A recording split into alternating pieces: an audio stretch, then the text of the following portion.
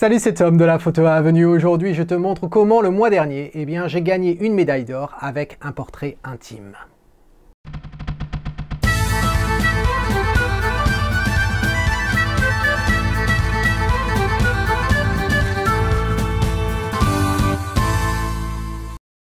Alors comme tu le sais sûrement, je suis un maître photographe qualifié. Si tu te demandes de quoi il s'agit, je t'invite à aller voir une vidéo que j'ai faite suite à ma qualification. Le lien s'affiche en haut ici. Tous les mois, sur le site de la Photo Avenue, les membres des classes fer, argent et or peuvent améliorer leur photographie en participant aux différentes choses, c'est-à-dire aux concours photo, mais aussi aux revues photo privées et publiques et à l'entretien sur Skype, bien entendu. Alors, je l'avais déjà dit dans le passé, mais en tant que maître photographe, je participe moi-même à plusieurs revues mensuelles où je soumets en fin de compte certains de mes clichés à la critique. Lors de cette revue, celui qui effectue la critique finit par reconnaître certaines photos qui sortent du lot à la fin de la critique. C'est une sorte de concours pour clôturer cette revue. Et il y a deux types de médailles, une qui s'appelle haute reconnaissance et l'autre la médaille d'or. Alors en mars, j'ai décidé de participer à deux revues dont généralement je ne participe pas, c'est-à-dire la photo commerciale et générale et le portrait. Alors, quand j'ai visionné la première revue, j'ai eu le plaisir de voir que cette photo, celle qui s'affiche maintenant, a remporté la médaille de haute reconnaissance. J'étais peu fier, je te l'avoue. Mais ma surprise ne s'arrête pas là, parce qu'au moment où j'ai regardé la revue sur le portrait, j'avais quand même des doutes si ma photo allait être disqualifiée ou encore ne pas être montrée dans la vidéo de par la nature du sujet. Non seulement elle a figuré dans la vidéo de la revue, mais en plus de ça, elle a remporté la médaille d'or. Alors je me suis dit, pourquoi pas faire une vidéo pour te montrer en fin de compte comment j'ai conçu cette photo et surtout son développement. Et c'est ce qu'on va voir ensemble maintenant et ça se passe dans Lightroom et dans Photoshop. Allez, c'est parti! Donc voici la photo qui est sortie de mon 5D Mark IV. Alors avant de rentrer dans le développement et t'expliquer en fin de compte comment j'ai choisi de développer ce cliché, je vais t'expliquer un petit peu le concept en fin de compte derrière cette photo. Le sujet, c'est Megan. Megan, tu as eu l'occasion de la voir à plusieurs reprises lors de mes vidéos sur le flash et le portrait. Et en fait, on avait décidé ensemble de faire une séance de nu. Megan, je la connais depuis qu'elle a l'âge de 14 ans. Et bon, pendant des années, on ne pouvait pas le faire puisqu'elle était mineure, bien entendu. Et puis, en fin de compte, maintenant, elle vient juste de fêter la semaine dernière, elle a fêté ses 20 ans. Voilà. Et donc, du coup, on avait décidé de faire cette séance de nu chez elle. Et on avait fait plusieurs photos avant celle-ci. Et puis, pour la dernière, je me suis dit, tiens, on va aller dans ta chambre. Et c'est vraiment une toute petite chambre qu'elle avait, avec pas mal de bazar, je dois dire. Pas mal de bazar, mais il y avait cette grande fenêtre juste sur le bord de son lit, avec pas mal de lumière qui rentrait. Et j'avais décidé en fin de compte de ne pas utiliser de flash, simplement en jouant sur cette lumière qui pénètre dans cette chambre. Alors, sur son lit, le lit était tel que tu le vois là. Il y a cette couette qui était blanche, grisâtre on va dire, avec des motifs de fleurs, mais ça me plaisait pas assez, j'avais envie que Megan ressorte davantage. Alors du coup j'avais apporté avec moi cette couverture qui est une sorte de couverture un peu velours d'un côté, puis de l'autre côté ça fait un petit peu laine de mouton. Et donc du coup j'avais dit tiens on va le mettre sur la couette, ça va faire dessus de lit comme ça va être pas mal. Et puis en fin de compte je cherchais une composition. Alors comme je t'ai dit c'est une petite pièce etc, petite chambre. Et donc du coup j'ai dit bon on va choisir ce coin là, ça me permet d'avoir la fenêtre qui va être sur la gauche, qui va me donner une source de lumière et Megan va se trouver en fin de compte un petit peu éclairée par cette lumière, mais principalement dans la pénombre en gros. Alors ensuite, je me suis dit, tiens, qu'est-ce qu'on pourrait faire d'autre? Alors au niveau de ses vêtements, on avait décidé, elle m'avait montré ses hautes chaussettes qu'elle avait, et puis cette robe de chambre grise que je trouvais qui allait très bien avec ses chaussettes. Et donc j'ai dit, on va faire très simple, tu vas porter juste ces deux choses. Et puis dans l'idée, je me suis dit, tiens, qu'est-ce qu'elle pourrait bien faire sur le lit? Et je voulais quelque chose qui soit pas... Alors, je voulais pas quelque chose qui soit érotique, je voulais pas quelque chose qui soit...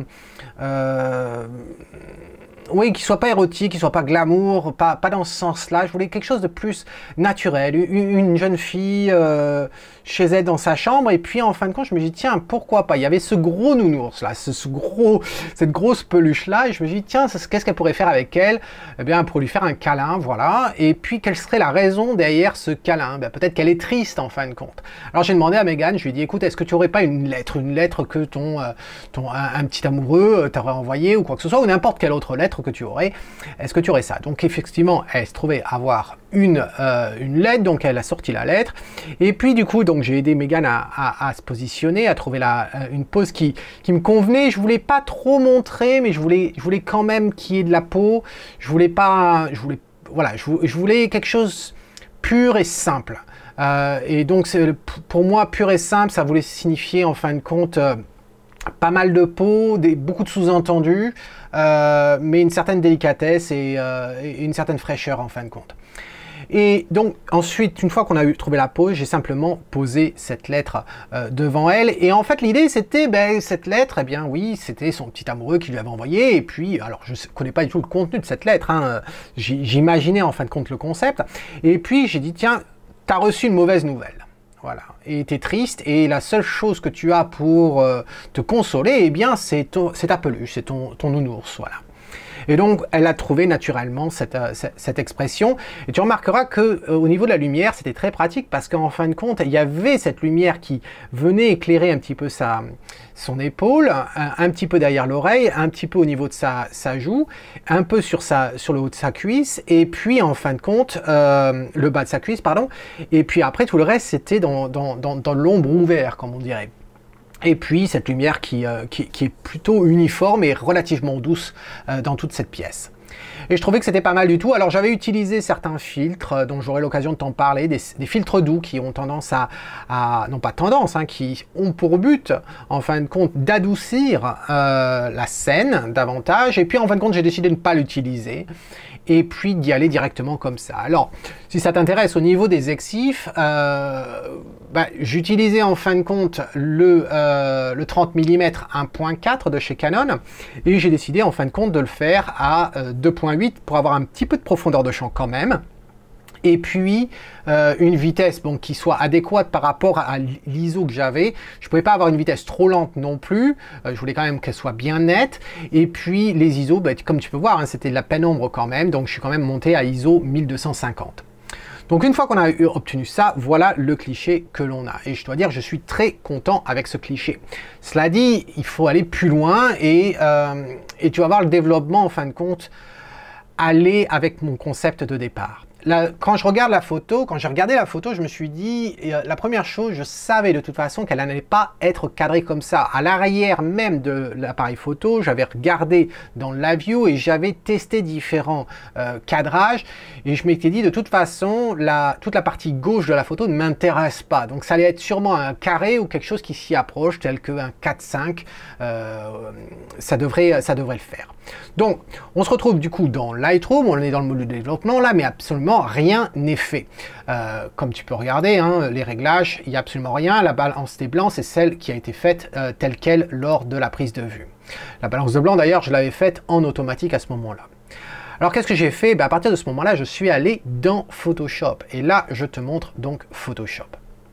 Donc, comme tu peux voir, c'est la photo telle quelle, rien n'a été fait. La première action, ça a été en fin de compte, je ne savais pas au juste, j'avais regardé dans Lightroom, hein, comme tu peux voir, j'avais fait des tests de recadrage, et donc je me suis dit, il va falloir que j'agrandisse en fin de compte cette couverture mauve, et pour recouvrir la partie. Je n'ai pas non plus besoin qu'elle recouvre toute la partie blanche, puisque je vais recadrer cette photo de toute façon. Donc la première étape, eh bien, c'est celle-ci, et j'utilise des calques, bien entendu, et si tu ne sais pas à quoi correspondent les calques, eh bien, je t'invite à cliquer sur le lien en haut à droite, je t'explique tout ça et c'est la fondation de Photoshop. Tout d'ailleurs, par rapport à la fondation de Photoshop, j'ai prévu, et on m'a posé la question lors de notre rendez-vous exclusif aux membres de la Photo Avenue vendredi dernier, notre rendez-vous live, on m'a posé la question sur Photoshop et j'ai prévu de faire un cours de formation sur Photoshop, sur toutes les bases, ce que l'on a besoin de savoir pour retravailler ces photos. Voilà. Comme Photoshop est inclus avec Lightroom pour l'abonnement, eh bien j'ai décidé de faire ça. Ça va être relativement simple à faire. Donc dès que j'ai terminé le cours sur l'impression qui devrait sortir d'ici la fin mai, voilà, je l'ai dit, avant la fin mai ça va sortir. Ensuite va suivre du coup ce cours sur Photoshop. Donc premier calque, eh bien c'est celui-ci où en fin de compte j'ai cloné la partie de la couverture. Voilà, j'ai fait que cloner. Et bon, comme tu peux voir ici, c'est pas forcément ce qui est plus propre, hein, regarde ici, mais je m'en fous parce que de toute façon, je vais couper avant ça. Ensuite, j'en ai profité également pour traiter la fenêtre. Regarde, si je fais avant, après, regarde, j'ai simplement cloné en fin de compte la fenêtre. Le but, c'était de retirer cette voiture bleue et puis retirer en fin de compte le moindre contraste qu'il pouvait y avoir. Et puis, en gros, c'est tout ce que j'ai fait sur ce calque-là. Une fois que j'avais fait ça, eh bien, il y avait quand même quelques petits points que j'aime bien. Tu sais, je suis un petit peu névrosé là-dessus. Certaines choses qui attirent mon regard. Par exemple, le gros point noir que tu as dans la lettre. Et puis, il y avait la chaussette à certains endroits. Et puis, quelques points. Donc ça, eh bien, j'ai traité, voilà, très simplement.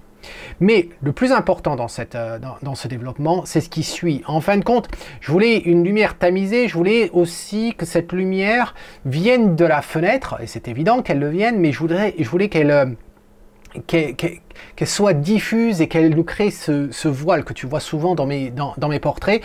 Et la technique que j'emploie généralement pour faire le voile n'allait pas fonctionner ici, parce que je ne voulais pas un voile qui soit homogène sur toute la partie de la photo. Je voulais montrer qu'il y avait un accent quand même au côté de la fenêtre, hein, pour que ce soit le plus naturel possible. Donc on a plus de luminosité au niveau de la fenêtre et puis ça descend petit à petit vers le coin droit de la photo. Et pour ce faire, eh bien, j'ai simplement utilisé un calque vierge sur lequel j'ai utilisé un gradué blanc et noir tout simplement, et puis j'ai testé en faisant glisser petit à petit, en faisant différents tests, et au final j'ai obtenu ça. Alors avant de te le montrer, si, je vais te le montrer quand même, voilà ce que l'on obtient. Alors tu vas me dire, ouais, mais ça ressemble pas du tout à un gradué. Oui, parce qu'en fin de compte, j'ai utilisé un mode de fusion. Si on le met normal, eh bien voici ce que tu obtiens une fois que tu as appliqué le gradué. Donc tu vois, c'est un blanc et puis il vient de plus en plus gris vers le coin en bas à droite.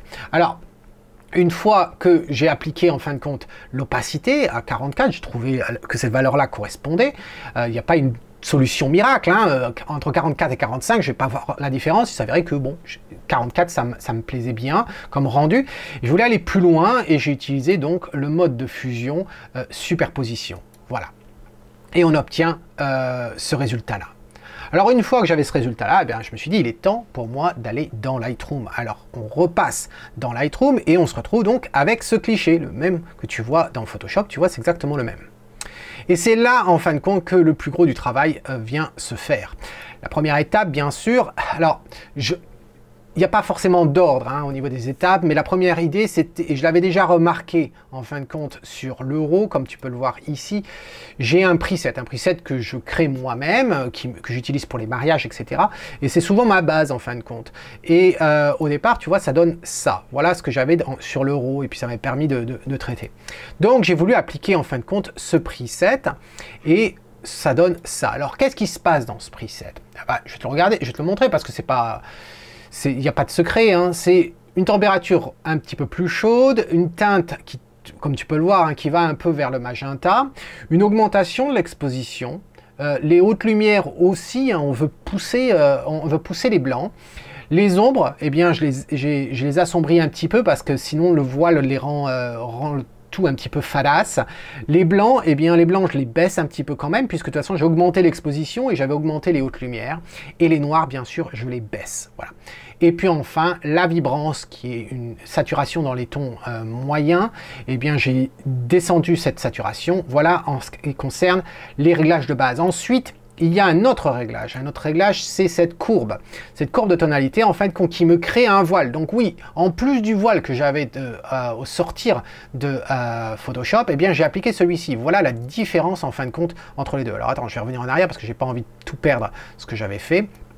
Voilà, donc ça c'est cette courbe de tonalité. Ensuite, au niveau TSL, il n'y a absolument rien.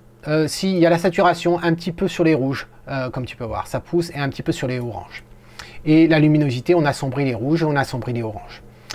Virage partiel, il n'y en a pas hein, dans cette photo. On pourrait croire qu'il y en a, mais il n'y en a pas. Ensuite, les détails, eh bien les détails, c'est la netteté bien sûr, et puis la gestion du bruit. Mais là, j'ai rien fait à ce niveau-là pour l'instant. Et puis, correction de l'objectif, je ne l'ai pas appliqué. C'est très souvent que je n'applique pas la correction de l'objectif. Ça dépend si j'ai envie de garder le vignettage qui est naturel. J'adore le vignettage naturel de mes objectifs, aussi bien le 30 mm que le 85 de chez Sigma. Et donc des fois, non, j'applique pas la correction de l'objectif. Et que de toute façon, on ne voit pas forcément une énorme distorsion quand on n'applique pas la correction. Voilà, transformation, rien n'a été fait et les effets, comme tu peux voir, il y en a un petit peu, donc toujours négatif, hein, les effets, ne jamais faire du vignettage blanc, s'il te plaît, ne fais pas de vignettage blanc, c'est absolument ridicule, c'est atroce, en fait, ça ne t'aide pas du tout et ça fonctionne vraiment très rarement. Voilà, donc un contour progressif, toujours, voilà. Donc voilà pour ce preset. Ensuite, le cadrage, je t'avais dit que j'allais partir sur quelque chose de carré, mais en tout cas, c'était pour éliminer cette partie gauche de la photo. Et qu'est-ce qu'on obtient? Eh bien, on obtient ça, voilà. Déjà, là, c'est très proche de ce que l'on va avoir au final. Ensuite, j'avais décidé de voir avec rajouter, tu vois, un peu plus de vignettage, et en fin de compte, j'ai décidé de ne pas le faire, et donc on arrive ici, voilà. Donc à ce moment-là, quand on regarde les effets, il n'y en a plus. C'était l'effet, bien sûr, qui avait été inclus dans mon preset. Ensuite, je me suis appliqué donc à la netteté. Voilà, pour la netteté, comme tu peux voir ici, eh bien, on a un masquage assez important, toujours important le masquage. Si tu ne sais pas comment gérer la netteté dans Lightroom, il n'y a rien de plus simple. Le lien s'affiche en haut à droite de ton écran. Ensuite, eh bien, ça a été au niveau des noirs. Je trouvais que c'était un petit peu fadasse. J'aime bien le voile, mais quand même, il m'en faut un petit peu. Donc, du coup, voilà comment on fait ressortir un petit peu les ombres, simplement en bougeant le curseur des noirs. Une fois qu'on a fait ça, eh bien, il y avait les hautes lumières qui étaient augmentées, j'ai décidé de les réduire quand même un petit peu. Et puis ensuite, l'exposition. Tu te rappelles que l'exposition, elle avait été quand même montée à 0,92 avec mon preset, eh bien, je trouvais que c'était un peu fort. Et du coup, on redescend un poil. C'est vraiment, vraiment fin, hein. Regarde la différence entre ça et ça, c'est très, très, très léger. Et ensuite, eh bien, il y avait besoin de jouer avec les ombres et jouer avec les parties lumineuses. Et ça, eh bien, j'ai utilisé une brosse. Alors, je vais te montrer justement à quoi ça correspond. On arrive à la fin ici. Voilà ce que ça donne. Alors, c'est pas énorme. Regarde, je reviens ici, tu vois. C'est simplement, en fin de compte, j'avais pas envie que la poitrine de Mégane soit, en fin de compte, le sujet de cette photo. Je voulais qu'elle soit effectivement un petit peu dénudée pour jouer dans la pureté, voilà, dans le côté nature, mais j'avais pas envie qu'on se concentre sur sa poitrine. Et sa poitrine avait reçu quand même pas mal de lumière, et donc du coup ça nécessitait de l'assombrir un peu, idem pour la main, et puis un peu pour la cuisse ici, parce que si j'assombris un petit peu la cuisse, et bien le reflet de lumière sur le bas de la cuisse, sur le côté, en fin de compte, va mieux ressortir. Et donc on obtient ceci, voilà. Alors, comment j'ai obtenu ça? Eh bien, comme tu peux voir, deux brosses, celle-ci très très très légère, comme tu peux voir, hein.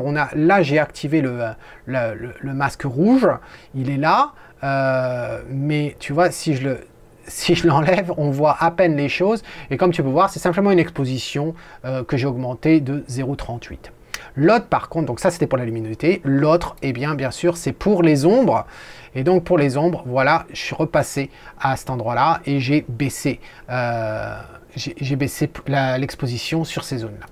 Et voilà comment on obtient cette photo. Voilà, c'était l'histoire derrière ce cliché qui m'a valu cette médaille d'or. J'en suis vraiment très heureux, aussi bien pour Mégane que pour moi-même, bien entendu.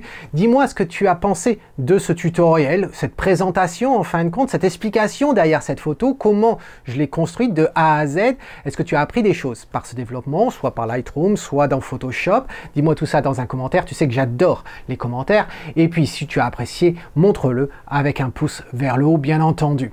N'oublie pas, on est le 27 avril aujourd'hui, il te reste quelques jours pour participer à la revue photo du mois d'avril et au concours photo du mois d'avril sur le site de la photo avenue, bien entendu. En attendant, eh bien, cet homme qui te dit si tu aimes ce que tu vois, capture-le, bien entendu, mais prends-en soin.